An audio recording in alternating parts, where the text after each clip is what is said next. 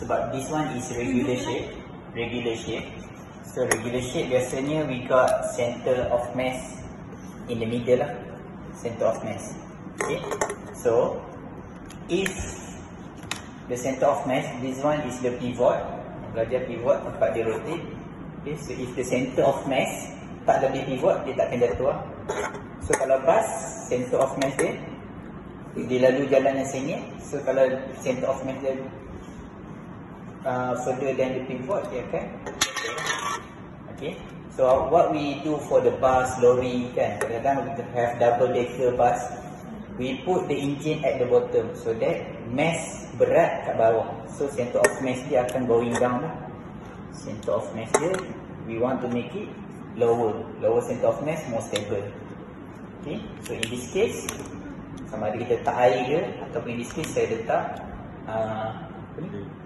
plastic. Okay, so saya dah buat shape dia siap. So plastic. So heavier at the bottom.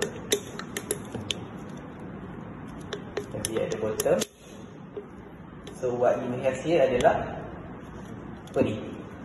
Punching bag. Nak tengok tak game ni? Pernah. Okay, so dah siap. So sini kita lukislah apa ni?